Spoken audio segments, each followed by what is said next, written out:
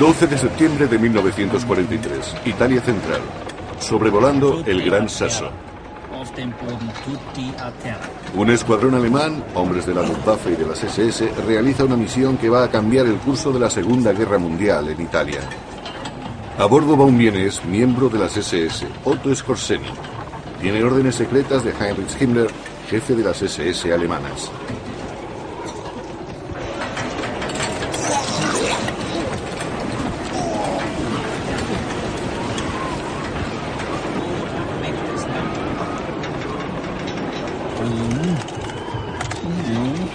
Skorzeny sabe que el éxito de la misión puede hacer de él un personaje célebre.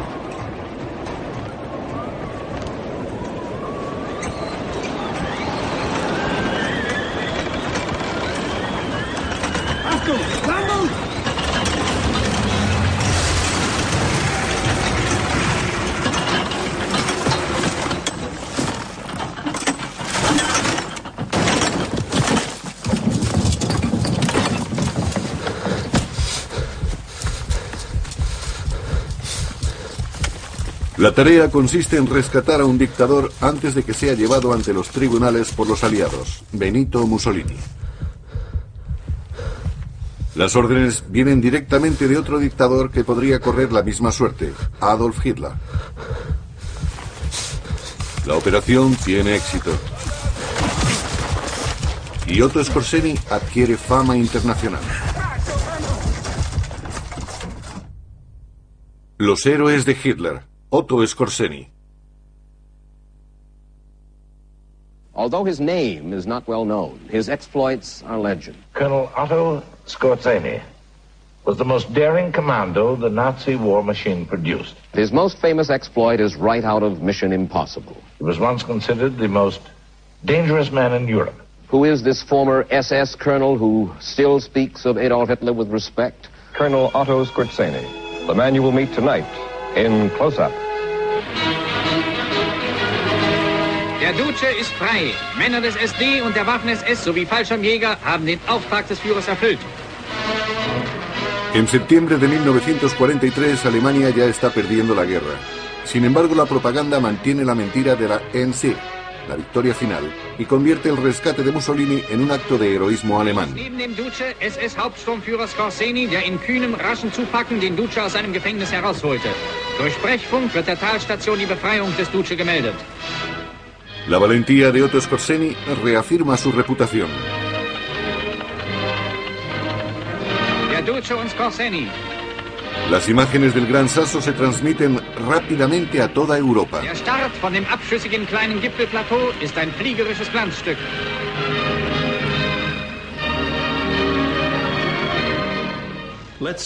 Rebajémosle a la categoría de ser humano desde el pedestal en el que se alza como un mito, estatua ecuestre de bronce con un sable en la mano.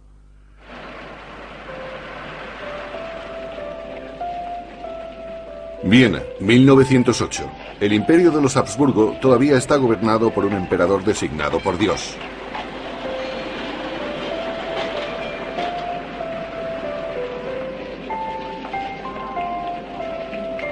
Otto Skorzeny nació el 12 de julio y fue el tercer hijo de un maestro de obras. Mi padre se crió en un hogar muy nacionalista y heredó aquellos valores. En el transcurso de la Primera Guerra Mundial, el nacionalismo destruye el orden político de Europa Central.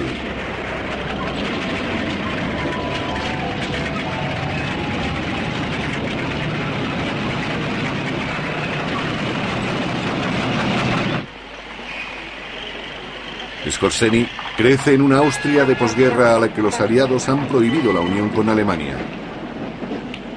A finales de los años 20, empieza estudios de ingeniería en la Universidad Técnica de Viena. Mi padre era un apasionado de los motores, las máquinas y los coches o vehículos. Tenía algunos amigos que tenían coche, algo que por entonces era muy raro. Le dejaban conducir y tuvo que terminar sus estudios para ser ingeniero oficialmente. Como muchos estudiantes, Skorzeny se afilia a una hermandad nacionalista, pues se identifica totalmente con sus ideas. Mi padre estaba tan comprometido con la hermandad que se quejó ante sus líderes de otro miembro que él pensaba que no era suficientemente nacionalista y que debía ser expulsado.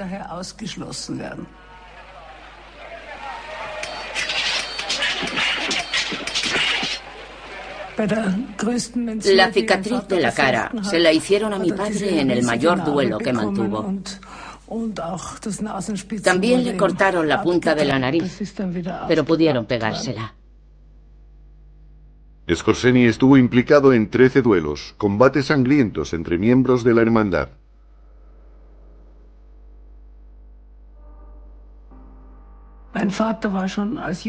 Mi padre fue temerario y aventurero incluso de joven. No era un intelectual. Presentaba sus puntos de vista de manera un tanto agresiva. Aunque suene un poco duro, creo que las mujeres no eran más que algo accesorio para él. Tuvieron poca importancia en su vida. No tenía empatía con las mujeres. No le preocupaba si estaban enfermas o convalecientes. En 1932, el año anterior a la llegada al poder de Hitler en Alemania, Skorzeny asiste a una concentración del partido nazi austriaco. Wir Deutsche der Ostmark hier, wir werden eingefunden haben ins heilige dritte Deutsche Reich.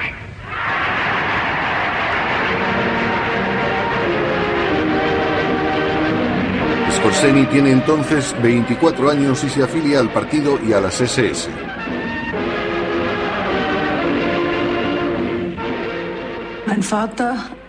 Mi padre tenía un arraigado sentido del nacionalismo. Siempre hablaba de Austria como de los restos de un Estado, y su anhelo declarado era conseguir la reunificación con el Reich alemán.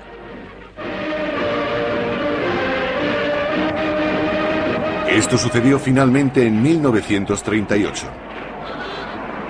Los nacionalistas austriacos derribaron el gobierno. Skorzeny es director de una empresa de construcción. Después de años de pertenencia al ilegal NSDAP, ahora desempeña un papel central en la caída de Austria. Increíble. Había una sensación de euforia sencillamente indescriptible. Empezaba una nueva vida. Inmediatamente empieza la persecución racial y política contra los enemigos. Skorzeny recibe el encargo de capturar al presidente Niklas con una banda de nacionalsocialistas. El comandante del ejército que me contó la operación dijo que casi se había echado a reír. Una pandilla de desaliñados civiles armados contra tropas bien entrenadas, bien pertrechadas y preparadas. Le dijo claramente a Skorzeny que si daba la orden de atacar sería un asesinato y que no tenía ninguna posibilidad de salir victorioso.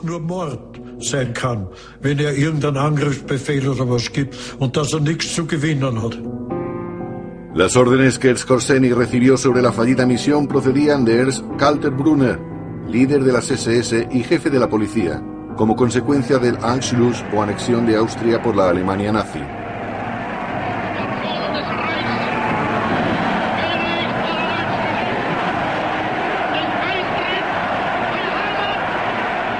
Cuando Hitler llega a Viena, Otto Skorzeny forma parte de la nueva élite del nacionalsocialismo. A principios de 1940, nace su primera y única hija. Habían pensado llamarme Klaus Dieter y fue una gran decepción que yo fuera niña. Buscaron desesperadamente el nombre que podía convenirme y finalmente se decidieron por Waltraud. Skorzeny se enrola en las Waffen-SS antes del nacimiento de Waltraud y raramente verá a su hija. Tuvo que ser un nacionalsocialista muy comprometido para ir voluntariamente a la guerra a los 31 años y estando casado. En este momento, Skorzeny no tiene ninguna experiencia militar. Siendo solo ingeniero de primer grado y con un breve periodo de preparación, es ascendido al puesto administrativo de oficial de transporte motorizado. Toma parte en 3 campañas contra Francia, Yugoslavia y Rusia.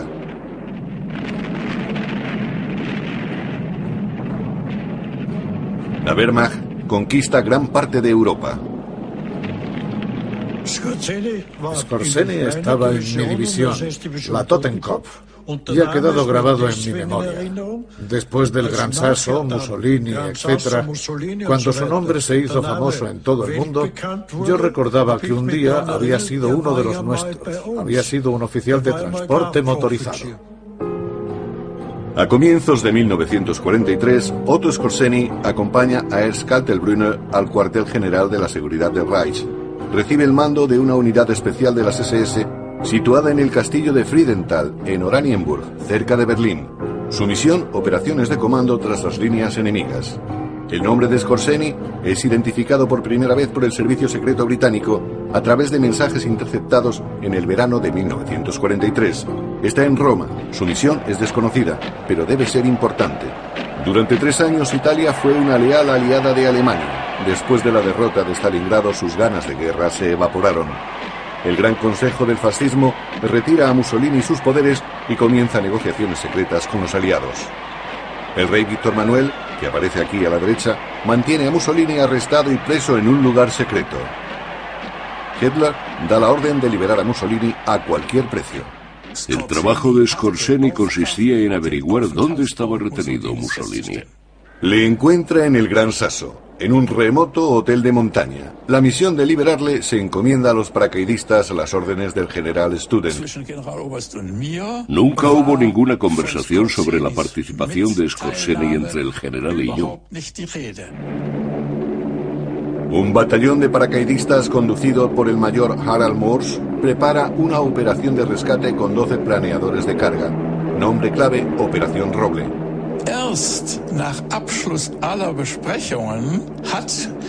Una vez terminados todos los debates, el general Student me llamó y me dijo: Skorzeny me acaba de preguntar si podría tomar parte, porque él ha estado buscando a ese hombre durante semanas y quiere saber si realmente está ahí. Ya entiende, mi querido Moors. Y por cierto, aún no ha recibido ninguna medalla, y eso le molesta.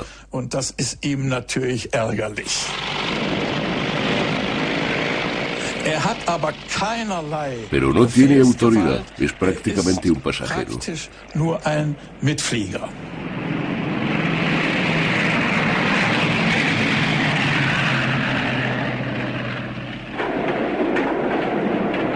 Skorzeny es consciente de que sus superiores del cuartel general de la seguridad del Reich esperan de él algo más que ser un simple pasajero. Las SS quieren el honor y la gratitud del Führer por el rescate del Duce. El SS Reichsführer Himmler espera que el SS Hauptsturmführer Skorzeny se emplee a fondo.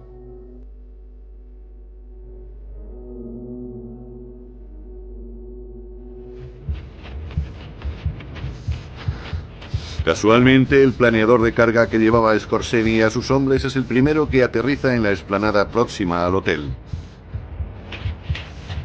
Ignorando las órdenes, Skorzeny y sus hombres irrumpen en el edificio. Los guardias, sorprendidos, oponen muy poca resistencia. De Kaltenbrunner a Skorzeny, mis mejores deseos para la Cruz de Hierro.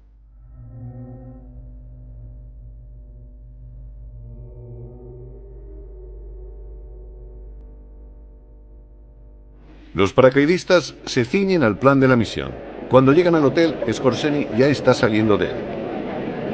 En el momento en que Mussolini va a ser trasladado desde la explanada en un Fischler Storch, Skorzeny se cuela en el avión junto al Duce. Los paracaidistas están bastante sorprendidos. Por supuesto, todo sucedió de un modo diferente porque Skorzeny estaba en constante contacto con Himmler por teléfono y radio. Inmediatamente llamó a Himmler desde Viena y le dijo: estoy en Viena, el Duce está conmigo, lo traigo yo. Skorzeny acompaña a Mussolini hasta Berlín como su rescatador. Hubo acaloradas discusiones entre los hombres. No vamos a admitir esas mentiras. Uno de los comandantes de la compañía dijo: camaradas, calma. Llegará el día en que tengamos que luchar contra las SS. Entonces llegará nuestra venganza. Himmler ha cumplido su objetivo. La propaganda convierte el rescate de Mussolini en un acto heroico de las SS, y Skorzeny y sus hombres aparecen en los noticieros.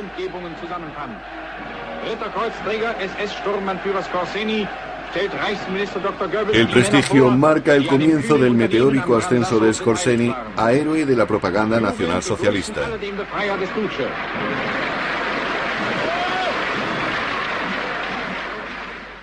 En mi opinión, no era un verdadero oficial. Puede haber sido Obersturmbannführer y haber ostentado un rango equivalente al mío de teniente coronel, pero yo nunca le vi como un oficial.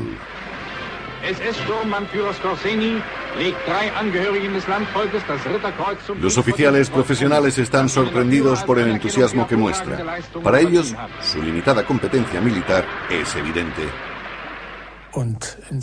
Sencillamente por su personalidad. Yo conocí después cómo había sido anteriormente. No puedo reconocerle como oficial, ni siquiera retrospectivamente. Después, también mostró aspectos suyos incompatibles con cómo debe ser un oficial. Como miembro de los servicios de inteligencia militar de las SS, la mayoría de las operaciones de Skorzeny nada tienen que ver con la guerra regular.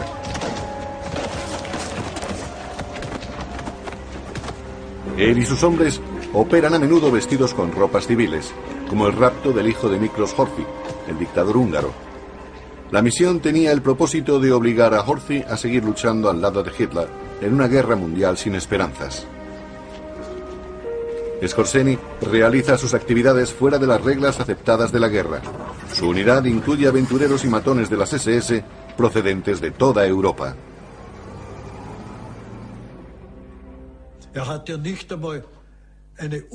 Ni siquiera fue a la escuela de oficiales para ser teniente. En ella habría aprendido, al menos, algunas ideas básicas de estrategia y táctica. Ni siquiera tenía eso. Lo único que hizo fue un curso rápido de preparación para ser oficial técnico.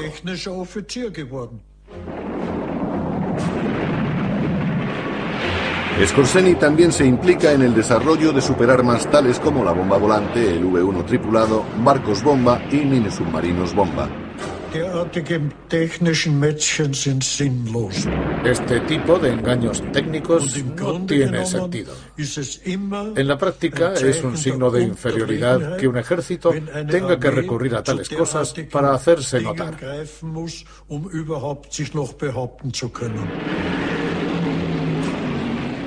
Skorzeny también apoya la idea de las misiones suicidas, brigadas de kamikazes alemanes.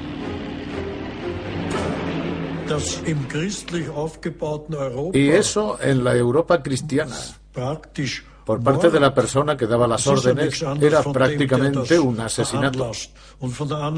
Por otra parte, las misiones suicidas estaban sencillamente más allá de mi imaginación.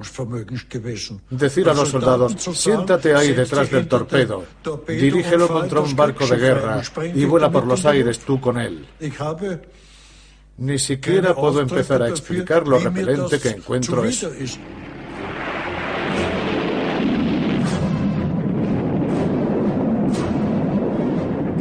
Hitler y Skorzeny tenían entre sí una relación especial. Uno admiraba enormemente al Führer y se sentía especialmente a gusto en su compañía. Y Hitler admiraba en silencio al hombre temerario de las misiones especiales, Skorzeny. Algunas misiones las ordena personalmente el propio Hitler. En otoño de 1944, el dictador planea una importante ofensiva final contra las fuerzas americanas y británicas. Skorzeny va a desempeñar un papel fundamental. La conversación entre Hitler y Skorzeny tuvo lugar el 22 de octubre y la primera misión de la ofensiva de las Ardenas se fijó para el 14 de noviembre. 6 semanas después, ni siquiera 6 semanas. Eso quería decir que todo tenía que ir muy deprisa. Es la operación más grande que hizo Skorzeny. Nombre clave, Operación Greif.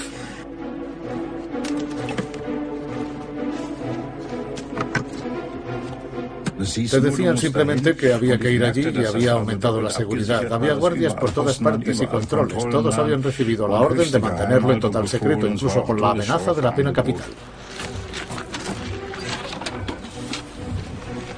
Los soldados alemanes van disfrazados de americanos y se les proporcionan cigarrillos americanos, chicle y carne de vaca en conserva. Nos dieron documentación americana.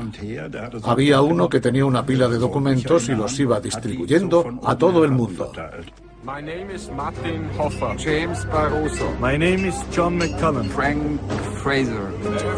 I am from New York City. Casi nadie habla inglés. Tienen unas pocas semanas para aprender lo más elemental.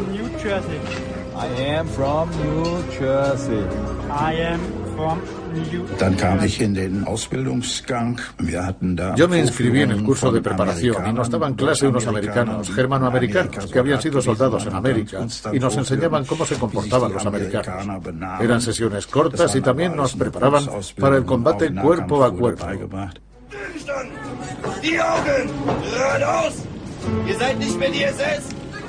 Hitler había encargado a Skorzeny que preparase una brigada de tanques compuesta por más de 3.000 hombres que debían hacerse pasar por americanos. Desde el principio nada funciona según el plan establecido. El gran problema era que Skorzeny dependía de la Wehrmacht en todos los aspectos. El general Westphal había hablado directamente con Skorzeny. Ante las demandas de Skorzeny, él había dicho sencillamente: no tomaremos parte en eso. Las leyes de la guerra prohíben expresamente luchar vestidos con el uniforme del enemigo. Aunque era cómplice de otros crímenes de guerra, la Wehrmacht deniega su ayuda. No proporciona suficientes vehículos capturados, ni uniformes, ni armas. Skorzeny sigue decidido a poner su plan en marcha.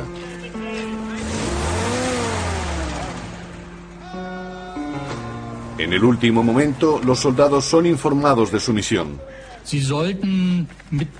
Tenían que mezclarse con los americanos y causar confusión, difundiendo rumores sobre las armas increíbles que iba a usar Hitler y las tropas alemanas. La segunda tarea era apoderarse de los puentes sobre el Mosa para que después los tanques pudiesen avanzar sobre Amberes.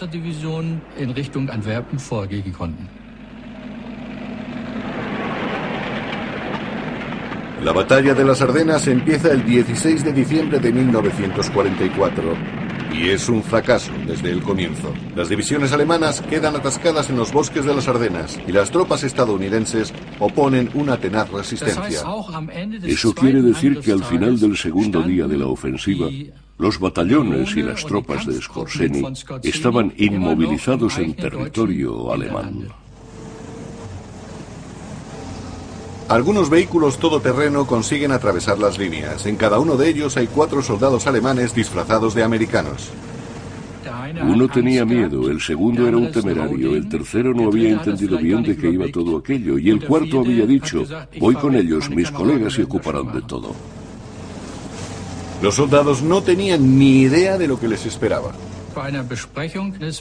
Era una sesión informativa. Un teniente había dicho: señores, esto es una misión suicida, volveremos como héroes o en ataúdes.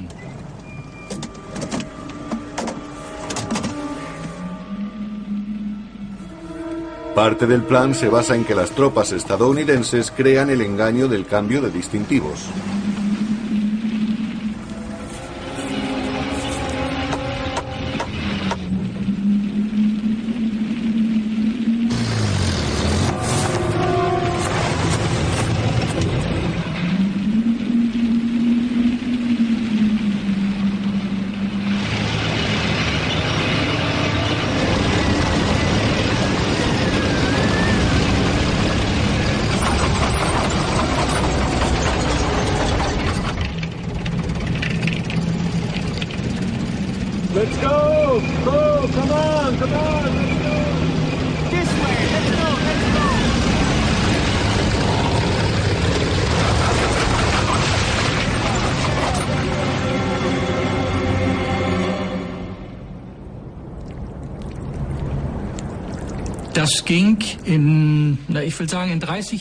Yo diría que funcionó el 30% de las veces. En el otro 70% notaron inmediatamente que había algo raro en la gente que iba en el vehículo. Tras un breve juicio, los hombres son ejecutados como espías.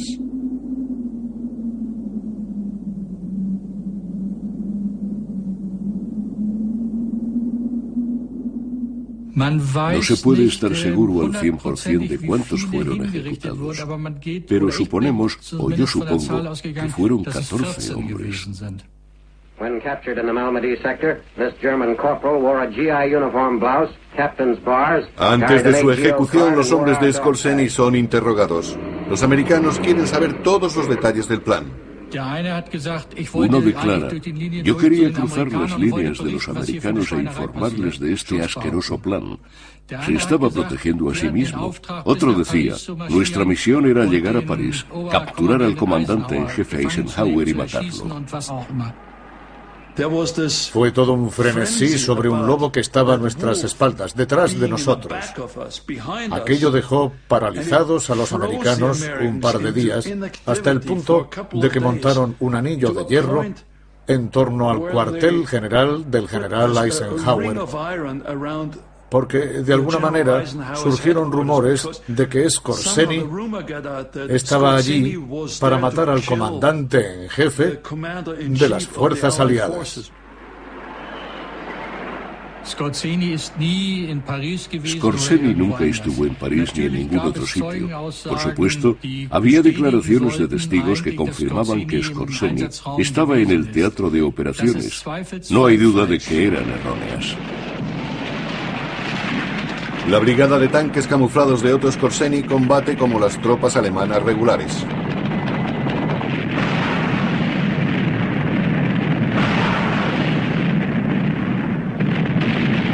Debido a la incompetencia militar de su comandante, la misión es un desastre total. Solo unos pocos salen con vida. Cuando volvió el resto de las tropas e informó del desastre que había supuesto aquello, Skorzeny dijo simplemente: sí, un revés. Para él, aquello no eran más que gajes del oficio. Fue irresponsable. No debió hacerse sacrificar tantas vidas humanas cuando no había posibilidad de victoria. Eran personas las que morían.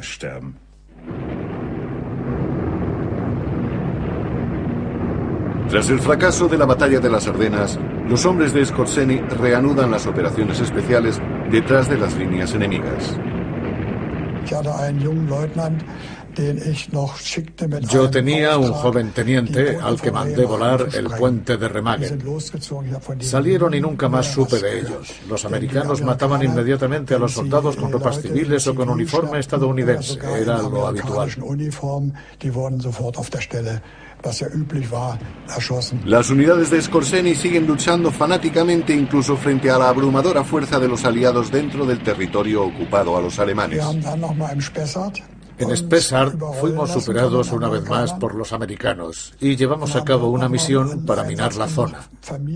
Aún no estoy seguro de que no matásemos a civiles inocentes. En el frente este, Skorzeny aparece por última vez ante las cámaras.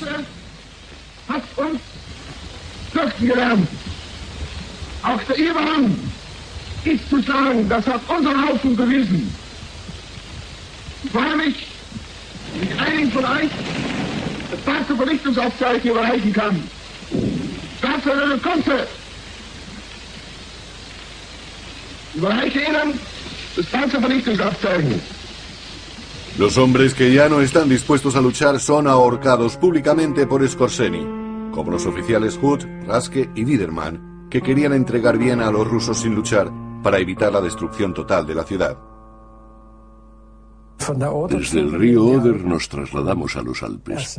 Primero para ver qué iba a pasar en Alemania y en segundo lugar, esa era la idea de Skorzeny, para utilizarlos tal vez como base de nuevas misiones. Von dort aus nochmal etwas zu unternehmen.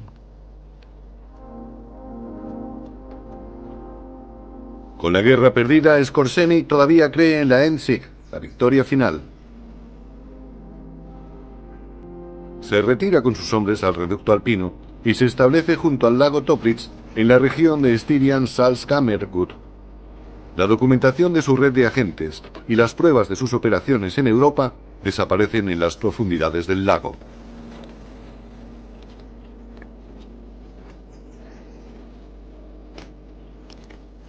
Ni siquiera la muerte de Hitler puede hacerle renunciar a su fe en el nacionalsocialismo. El Führer le hizo famoso y está decidido a seguirle siendo fiel incluso cuando el nuevo líder alemán, Dönitz, se rinde a las fuerzas aliadas.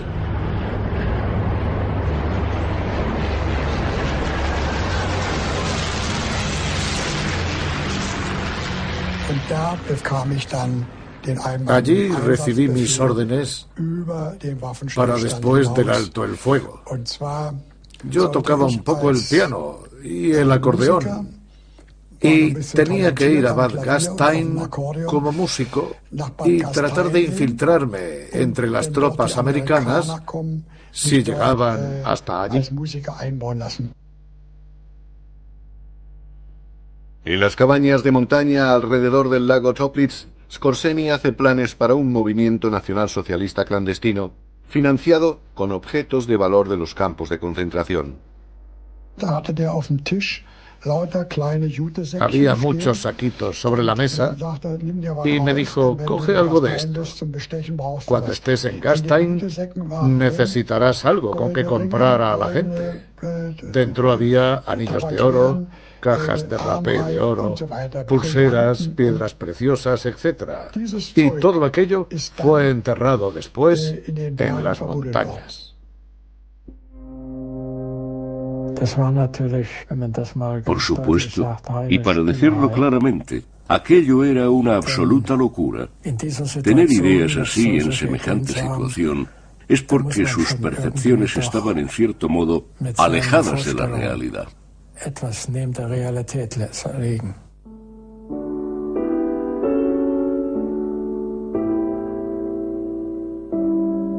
Entre las ruinas del Tercer Reich, la gente siente alivio de que por fin haya terminado la guerra. No hay ganas de emprender una resistencia fanática contra los ocupantes.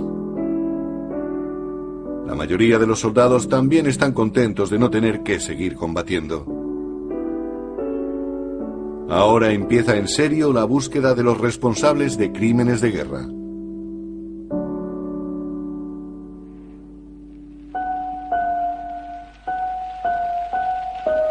Diez días después del final de la guerra, Skorzeny se rinde a los americanos. Será interrogado durante meses.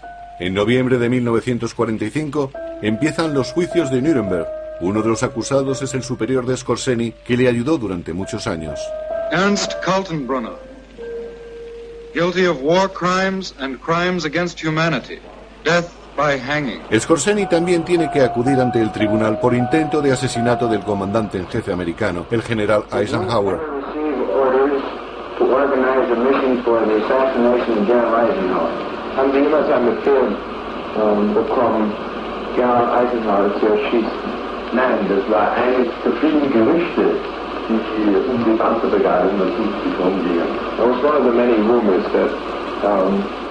Pero la conclusión de la investigación es que no hubo planificación de asesinato.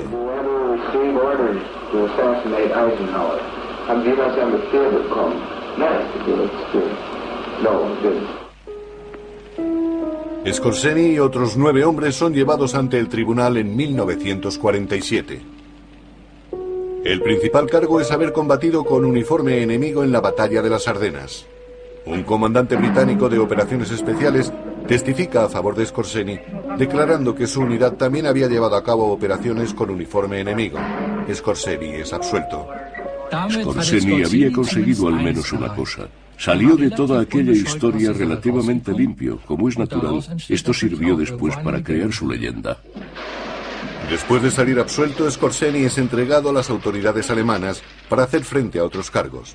En 1948 consigue escapar de un campo de internamiento. Recuerdo que visité a mi padre en Baviera con mi madre.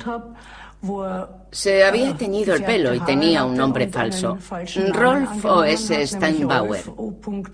El proceso de divorcio de mi padre ya se estaba tramitando.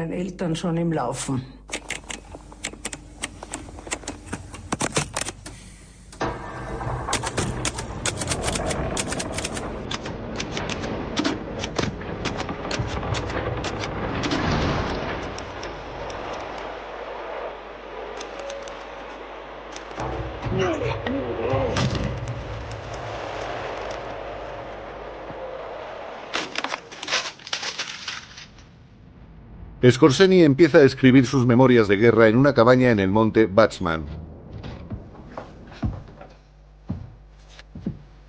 Sabe que la verdad no le beneficiará ni a él ni al nacionalsocialismo y que no se venderá bien.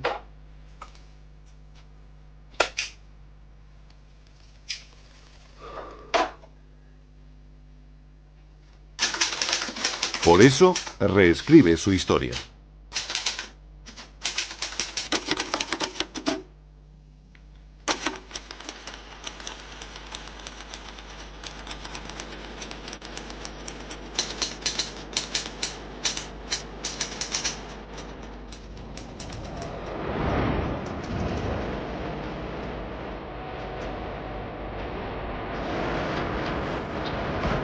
Las fanáticas misiones en nombre de un tirano se convierten en heroicas historias de aventuras. Simplificados relatos de heroísmo para millones de soldados alemanes que lucharon en la Guerra Mundial.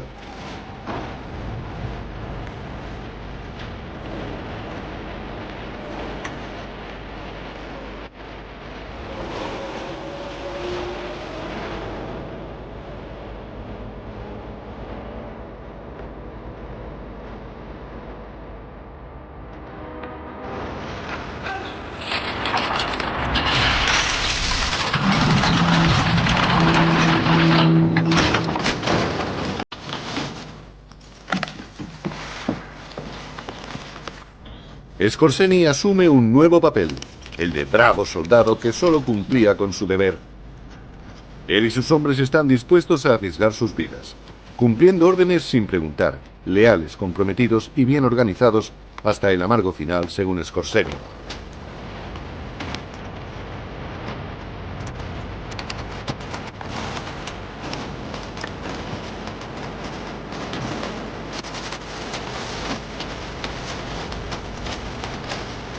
El influyente diario francés de Figaro compra los derechos de la primera publicación. In Paris protestierten große Teile der Bevölkerung gegen die Veröffentlichung der Memoiren des Mussolini-Befreiers Otto Skorzeny. Die kommunistische Partei schickte ihre Anhänger auf die Straße. Für Stunden wurden die Champs-Élysées von der aufgeputschten Masse in ein wüstes Schlachtfeld verwandelt. El libro resulta un bestseller. Tiene lectores en muchos países y no solo entre los exsoldados alemanes y los nacionalsocialistas declarados. Mi historia con el coronel Otto Skorzeny empieza en las montañas de Cuba. Siendo yo un joven cámara, fui allí a encontrarme con un rebelde que nadie sabía quién era. Se llamaba Fidel Castro. Y mientras estaba con él en el campamento, busqué algo para leer, y lo único que pude encontrar fue un libro en inglés que tenía en la estantería. Se titulaba Comando Extraordinario.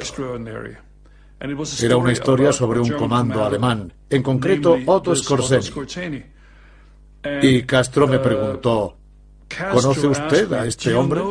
Yo dije, sí, por supuesto, he oído hablar de él, pero no le conozco en persona. Castro dijo, bueno, debe haber sido alguien importante, porque sus hazañas son increíbles. Seguro que es alguien del que se puede aprender.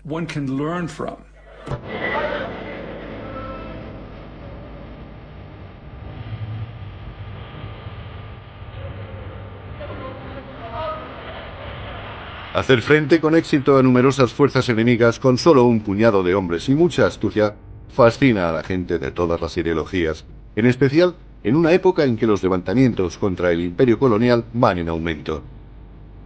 A comienzos de los años 50, Skorzeny se traslada a España. Hay una orden de detención contra él pero viviendo aquí no teme ser deportado a Alemania o Austria. Cuando mi padre emigró a España, fue bien tratado por el régimen de Franco, pues era un régimen nacionalista y él era tenido en gran estima. Le invitaban, le concedían medallas y él pronunciaba discursos y andaba en compañía de militares de alto rango y diplomáticos. Con Franco estaba muy bien considerado. Cada año Scorseni participa en una ceremonia conmemorativa del aniversario de la muerte de Mussolini que se celebra en España. Viaja con frecuencia a Alemania y Austria con un falso nombre para visitar a sus antiguos camaradas. Tenía con él a 2 o 3 líderes de las SS y me contaba todo tipo de cosas sobre Madrid y España.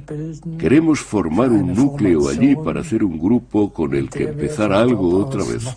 Pero nunca explicó lo que tenía realmente en la cabeza, cómo pensaba empezar, etc. Esto quedó en una pregunta abierta.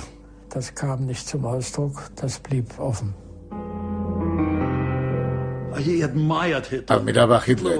Hitler era su ídolo. Un día le pregunté, ¿qué piensa usted del golpe del 20 de julio? Y respondió, eran simples aficionados. Su mente no podía entender las cosas de otra manera. ¿Cómo un profesional iba a matar a alguien? Todos sus planes para crear una nueva brigada Scorseni no son más que meras fantasías. En su mesa de despacho en Madrid, Scorseni sigue creando nuevas y elaboradas variaciones de sus aventuras en tiempos de guerra. En su máquina de escribir, las brutalidades de la vida real cometidas por las brigadas de choque en sus persecuciones y asesinatos se transforman en enfrentamientos heroicos del bien contra el mal. Periodistas e historiadores de todo el mundo se ponen en contacto con él para hablar de sus años de guerra.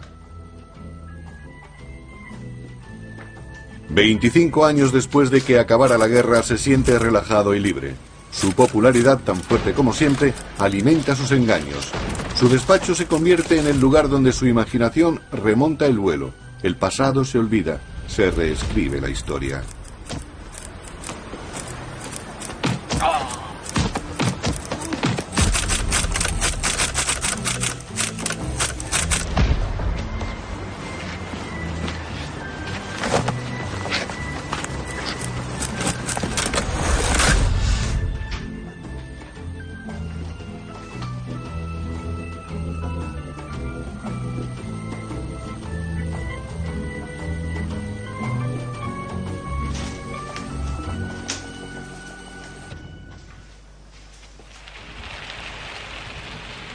Herr Scorseni, seit 10 Jahren sind Sie hier in Madrid.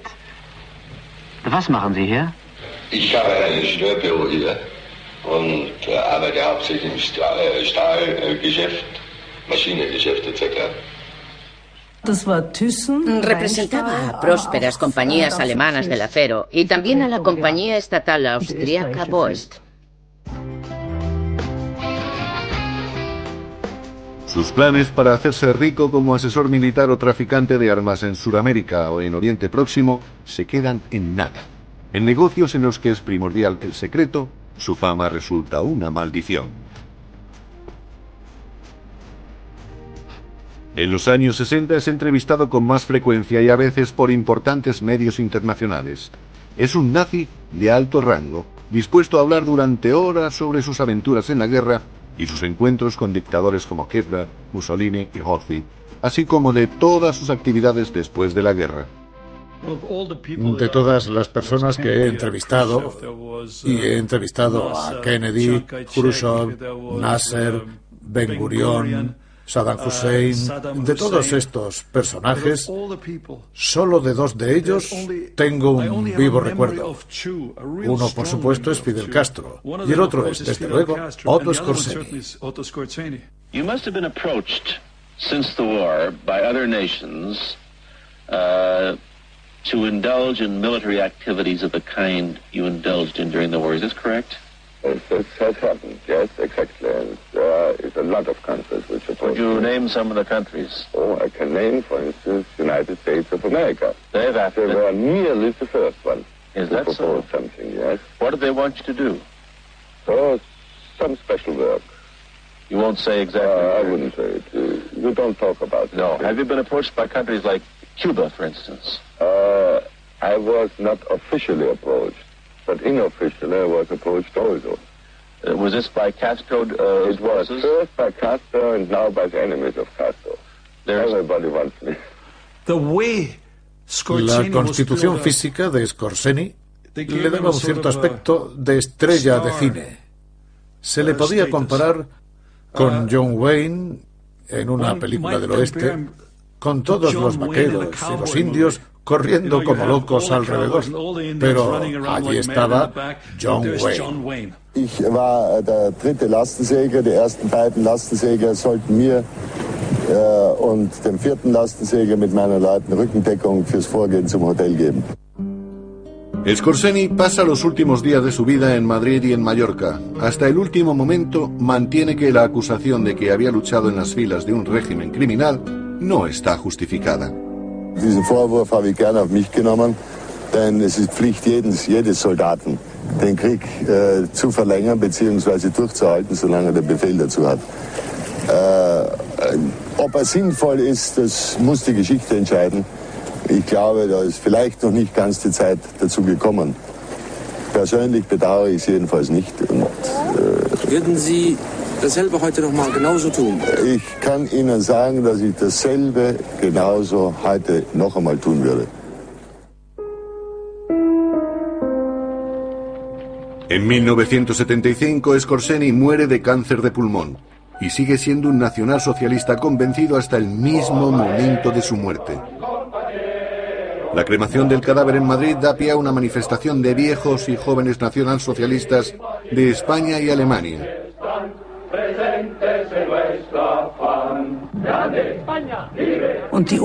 La urna fue traída a Alemania y Austria haciendo etapas. Recuerdo que hubo actos conmemorativos, por ejemplo en Kempten y en Memmingen. En el cementerio de Dublín, en Viena, viejos camaradas y jóvenes admiradores se reúnen para rendir un último homenaje a su héroe.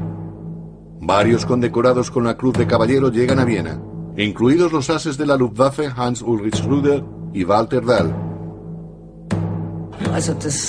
Dahl se puso pesado y prácticamente dictó la nota de las exequias con nuestro honor y lealtad y cosas así.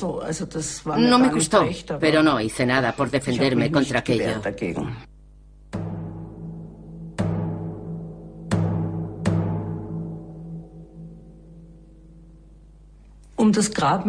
En torno a la tumba de mi padre surgió un extraño conflicto. Por un lado, gente de extrema izquierda la mancharon con pintura roja. Por otro lado, había jóvenes que se turnaban para vigilarla. Por ejemplo, el Día de los Difuntos y el Día de los Santos. Recuerdo que hay una foto de la tumba de mi abuelo que tiene algo raro. En la tumba hay dos guardias en pie. No los hay en ningún otro sitio, solo allí, en la tumba de mi abuelo.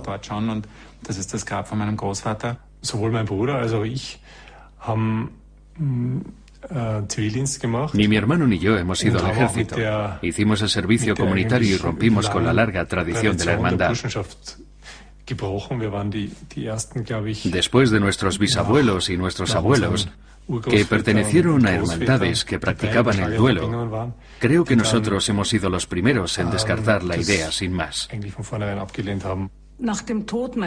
Después de la muerte de mi padre, recibí a menudo cartas de personas, generalmente jóvenes, que me sorprendían. El tono general de estos idólatras de Skorzeny era una cierta afinidad al nacionalsocialismo. Y muchos admiradores de mi padre se ponían en contacto conmigo pidiendo un autógrafo o un recuerdo. En mi opinión, no son más que chicos tontos. Su nostalgia se basa en ciertas imágenes aisladas de aquella parte de la historia. La gente que aún apoya estas cosas no entiende el contexto en que ocurrieron aquellos acontecimientos. Hoy las historias de aventuras fabricadas por Skorzeny extienden su mítico heroísmo a los cómics y a los juegos de ordenador.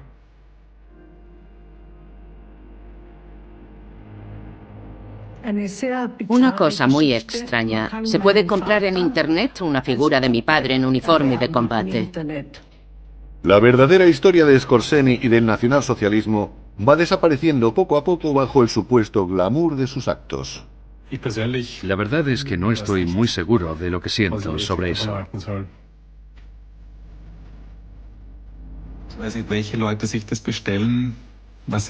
No sé qué tipo de persona pide algo así ni qué hace con ello. Es otro elemento más del extraño mundo de la gente que rinde culto al pasado.